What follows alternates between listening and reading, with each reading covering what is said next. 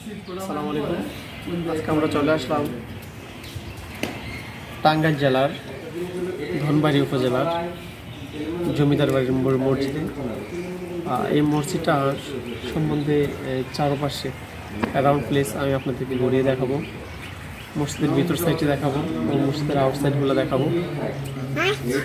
সে পর্যন্ত সবাই আমার সাথে থাকুন, আমার চ্যানেলটাকে আপনারা সবাই সাবস্ক্রাইব করে দেবেন সে আশা ব্যক্ত করে আজকে এই ভিডিওটা আমি এখানে শুরু করতেছি। এখানে আমার পিছন সাইডে যে একটা মসজিদটা দেখতেছেন, এটা হচ্ছে 3টে স্তর বিশিষ্ট। এই মসজিদের পিছন সাইডে হচ্ছে অনেকগুলো কবরস্থান আছে। এখানে নতুন মহিলাদের যে মসজিদের ডান পাশে মহিলাদের জন্য নতুন নামাজের স্থান করতেছে, রেডি করতেছে। আর হচ্ছে মসজিদটির ডান পাশে হচ্ছে একটি হাফিজি মাদ্রাসা আছে এবং এখানে একটা ঈদগাহ আছে। সব কিছু মিলিয়ে এখানকার পরিবেশটা অনেক সুন্দর। আমি যদি আপনাদেরকে আমার পিছন সাইডটা দেখাই, পিছন সাইডটা মসজিদ এবং মসজিদের সামনের সাইডটা হচ্ছে একটা অনেক বড় দিঘি, একটা পুকুর বলা চলে, একটা দিঘি বলা চলে। এখানে যদি আপনারা আসেন, এই দিঘিতে নামাজ রুজু করবেন, এখানে নামাজ পড়বেন, সব কিছু মিলিয়ে একটা সুন্দর পরিবেশ আপনারা থাকতে পারবেন। তো ঠিক আছে, চলুন আপনাদেরকে ঘুরিয়ে দেখাচ্ছি আমার আজকে ফোর ভিডিওটা। এই মসজিদটি ধনবাড়ি জমিদার বাড়িতে অবস্থিত। আজকে আমরা এই মসজিদের ইতিহাস সম্পর্কে জানব। নবাব নওয়াব আলী চৌধুরী প্রথম ফুরুজ শাহ আতিকুল্লাহ বাগদাদ হতে দিল্লিতে আসেন। তৎকালীন দিল্লির বাদশাহ তার কাছে মুরিদ হন এবং তৎকালীন পূর্ব বাংলার বসবাসের জন্য জায়গা প্রদান করেন। প্রথমে তিনি পাবনা জেলার নাকালিয়াতে বসবাস করতে থাকেন। পরবর্তী বংশধরগণ নাকালিয়া হতে ঢাকা জেলার হাঁসমিলাতে চলে আসেন। শাহ আতিকুল্লাহর অধস্তন বংশধর শাহ সৈয়দ খোদাহস, তার এক ছেলে সৈয়দ মোহাম্মদ শাহ এবং এক মেয়ে সাইদা তালিবুন নেচা চৌধুরানী। পাঠানদের পতনের যুগে তুর্কিদের জমিদারি ছিল ধনবাড়িতে। এ বংশের উত্তম পুরুষ ছিলেন রাজা আলী খাঁ সাহেব। বংশাই ও বৈরান নদীর মাঝখানে অপূর্ব নৈসর্গিক প্রকৃতির মাঝে এ বাড়ির অবস্থান। চন্দ্রবংশীয় রাজা যশোধর সাবেক ফুরিয়া বর্তমানে ধনবাড়ি এই পরগনায় অন্তর্গত ছিল। শাসক ছিল মোগল আমলে। তার সেনাপতি ছিলেন গৌড়ের সুলতানের উমরাহ ননওয়ার খাঁ। তিনি কৌশলে রাজ্যটি দখল করে পুত্র স্পিনজার খাঁকে দিয়েছিলেন। এই স্পিনজার খাঁ ও তার ভ্রাতা বনোয়ার খাঁ ধনবাড়িতে জমিদার প্রতিষ্ঠা করে। অবশ্য জমিদার বাড়িটি নিয়ে অন্য মতবাদ রয়েছে। ধনবাড়ি জমিদার বাড়ির প্রধান আবাস ভবন কাছারি ভবন 3 গম্বুজ বিশিষ্ট একটি মসজিদ ও কবরস্থান সমন্বয়ে পরিকল্পিত। প্রধান আবাস ভবনটি একটি বেষ্টনী প্রাচীর দ্বারা সজ্জিত। এ অভ্যন্তরে রয়েছে প্রশস্ত একটি বাগিচা। ধারণা করা হয় স্পিনজার খাঁ ও মনোয়ার খাঁ ছিলেন ধনবাড়ি মসজিদের প্রতিষ্ঠাতা। মসজিদটি ধনবাড়ির নবাব মঞ্জিলের বাইরে দিঘির পাড়েই অবস্থিত, যেটা আপনাদেরকে আমি প্রথমেই দেখিয়েছিলাম।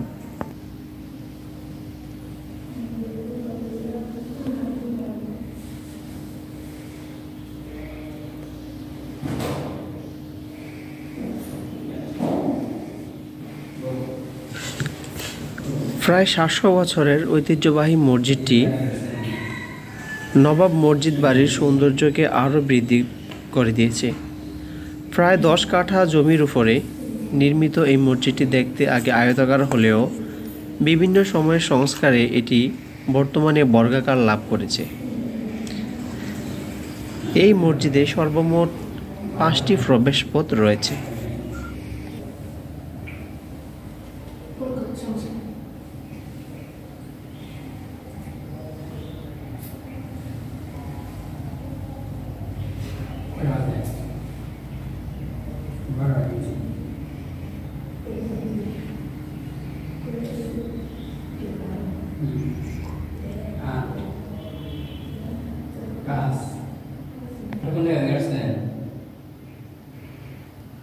কালিহাতি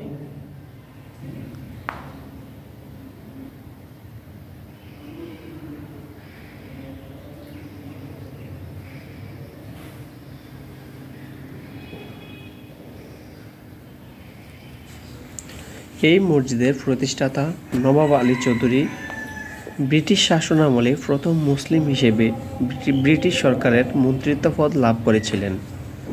তিনি তখন কৃষি মন্ত্রী ছিলেন। এছাড়াও ঢাকা বিশ্ববিদ্যালয়ের প্রতিষ্ঠাতাদের মধ্যে তিনি অন্যতম এবং বাংলা ভাষাকে পাকিস্তানের রাষ্ট্রভাষা করার প্রথম প্রস্তাবক ছিলেন তিনি। সৈয়দ নবাব আলী চৌধুরীর মৃত্যুর পর তার বংশধরেরাই এই জমিদার বাড়িটি দেখভাল করছেন এবং এই মসজিদটি ওনারাই দেখভাল করছেন।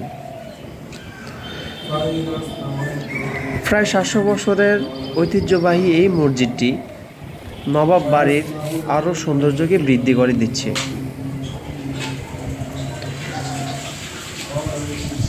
1863 খ্রিস্টাব্দে নবাব চৌধুরীর জন্ম লাভ করে এবং 1929 সালে তিনি মৃত্যুবরণ করেন।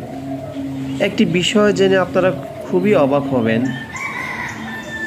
1929 সালে উনি মৃত্যুবরণ করার পর থেকে ওনার কবরের পাশে কোরআন তেলাওয়াত করা হচ্ছে। এই কোরআন তেলাওয়াত 1 মিনিটের জন্য বন্ধ হয়নি।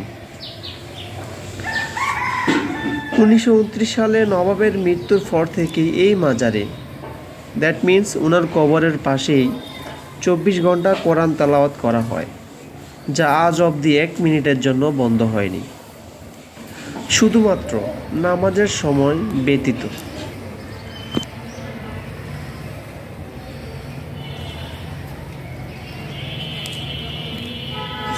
এটি হচ্ছে একটি ঈদগাহ। এখানে ঈদের নামাজ পড়ানো হয়। ঈদগাহের ঠিক বাম পাশে সারি সারি কবরস্থান এবং কবরস্থানের পিছন সাইডে একটি এতিমখানা।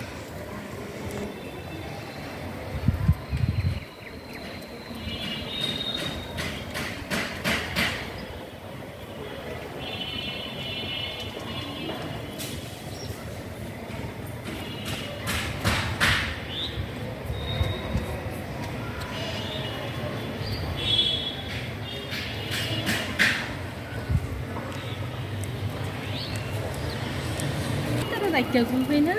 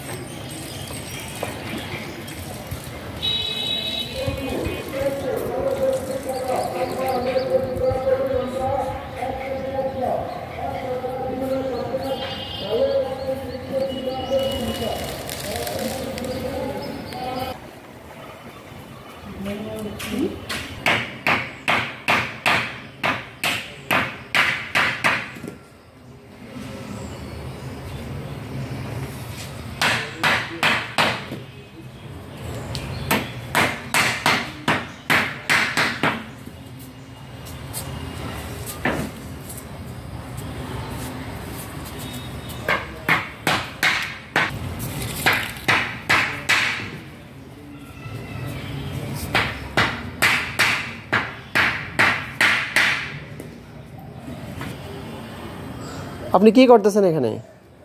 আমি কাকুন্সি কাজ করতেছি। মানে এখানে কি করবেন এখানে? না মহিলাদের নামাজের স্থান বানাচ্ছেন? হ্যাঁ, এখানে একটা সাবরার মতো হবে। সাপড়া হবে। এদিক না এই গাছ থেকে এদিক। এই গাছ থেকে এখানে হচ্ছে মহিলাদের নামাজের জন্য স্থান হচ্ছে। আর আমাদের এই বাড়িটি কাজ করতেছে। এটা কার কবরস্থানে যেটা আপনার বাম পাশে? এটা বলতে বললাম না, এটা কার কবরস্থান। আপনার নাম কি? আপনার বাড়ি কোথায়? আমার বাড়ি রূপশান্তি। আমার বাড়ি রূপশান্তি। এটা কি দনবাড়ির ভিতরেই পড়ছে? দনবাড়ির ভিতরে, দনবাড়ির সাইডে যে হাসপাতালটা আছে না, সরকারি হাসপাতাল, হ্যাঁ, যুবতলা স্বাস্থ্য কমপ্লেক্স আছে না, এটা রূপশান্তি। আচ্ছা, রূপশান্তি। হ্যাঁ, আচ্ছা, আপনাকে অসংখ্য ধন্যবাদ। আপনার নাম কি বললেন না? শফিকুল ইসলাম। শফিকুল ইসলাম, রূপশান্তি। শফিকুল, আপনাকে বললে কি আপনাকে সবাই চিনে না আপনার ওই এলাকায়? হ্যাঁ, রূপশান্তি পূর্ব পাড়া আমার বাড়ি।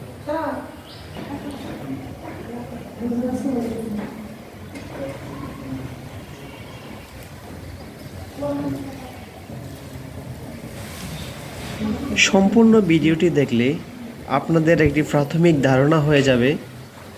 আপনারা যখন এখানে ঘুরতে আসবেন পরবর্তীতে আপনাদের আর কোনো কিছু মিসিং হবে না। আপনারা আগে থেকেই সম্পূর্ণ ধারণা এবং সম্পূর্ণ গাইডলাইনটি পেয়ে যাচ্ছেন। তাই আপনাদের অনুরোধ করব আপনারা সম্পূর্ণ ভিডিওটি দেখতে থাকুন।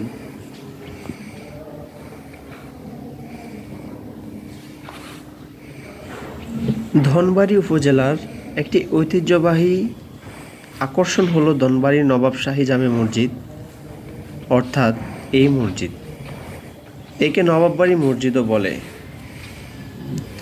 মোগল স্থাপত্যের নিদর্শন এই মসজিদের মোজাইকগুলো এবং মেঝেতে মার্বেল পাথরের নিপুণ কারুকার্য অসাধারণ।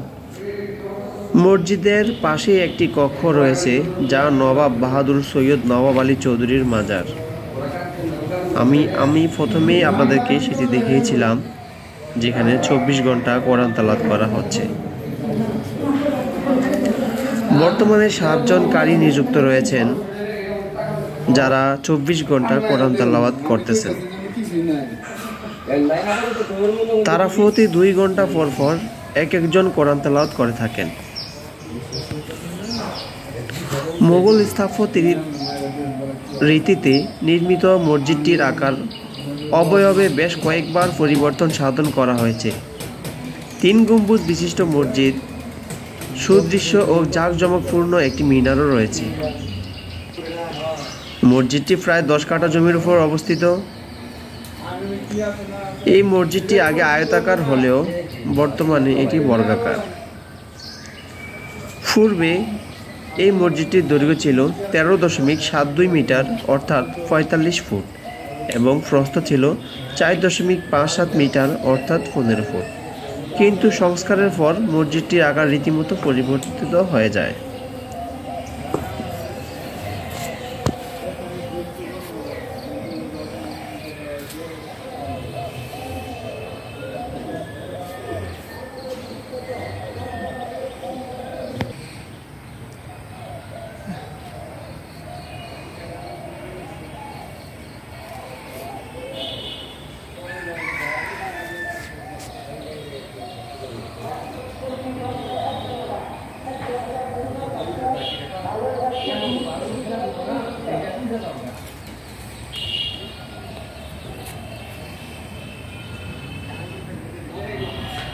সম্মানিত দর্শক, আপনারা দেখতেছেন এখানে হচ্ছে ডেট, মৃত্যু তারিখ হচ্ছে 29/4/1955 সাল।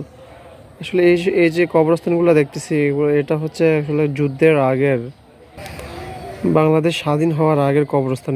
এগুলি অনেক পুরাতন। আমরা এই কবরস্থানগুলোকে ব্রিটিশ কবরস্থান বলতে পারি। এগুলো হচ্ছে ব্রিটিশ আমলের যেসব কবরস্থানগুলো, প্রত্যেকটা কবরস্থান। আপনারা যদি ধনবাড়ী টাঙ্গাইলে আসেন এরকম দেখতে পারবেন। এগুলো হচ্ছে এক একটা কবরস্থান। এখানে ছোট ছোট 2টি কবর দেখতেছি, আর এই কবরটা হচ্ছে অনেক বড় কবর দেখতেছি আমরা। ওই পাশে ছোট ছোট অনেকগুলো কবর আছে। আর আমার সামনে যে কবরটি দেখতেছেন এটা অনেক বড় কবর। আর কবরের দুই পাশে কবর, মধ্যে হচ্ছে সামান্য হাঁটার রাস্তা আছে। একরকম সেম আপনারা যে ওই পাশে দিয়ে যান, এই যে আমি ওই পাশে যাচ্ছি, দেখেন আমি যখন এই যে হাঁটতেছি দুই পাশে হচ্ছে কবরস্থান, আর মধ্যে হচ্ছে একটু পায়ে হাঁটার জন্য। ভিউয়ার্স, আমরা খালি পায়ে এখানে হাঁটতেছি, যেহেতু কবরস্থান পবিত্রতা রক্ষা করতে আমাদের পবিত্রতা রক্ষা করতে হবে আমাদের মুসলিম।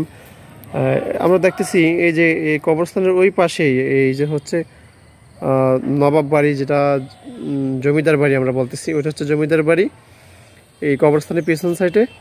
আর এটা হচ্ছে মসজিদটি, আর এটা হচ্ছে নবাবদের হচ্ছে কবরস্থানগুলি।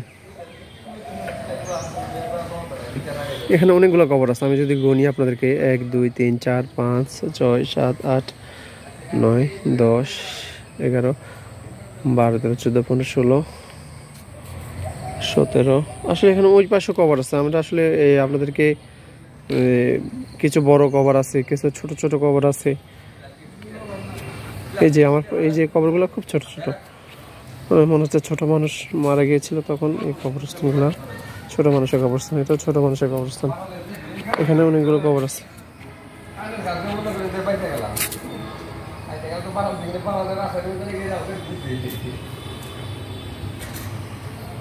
এই কবরটা অনেক বড় কবর, এই কবরটাও বড় এবং এই কবরটাও বড়, এই দুইটা কবর অনেক বড় বড়।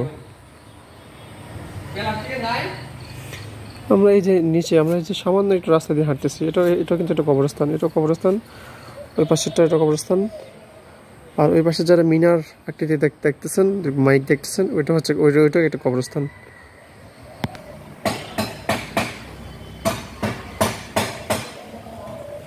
ওইটা আপনাদের এটা হচ্ছে এই যে মসজিদ থেকে কবরস্থানে যাওয়ার জন্য এই রাস্তাটি ব্যবহার করা হয়।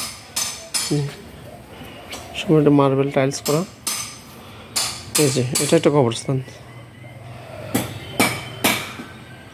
এটা হচ্ছে এটা।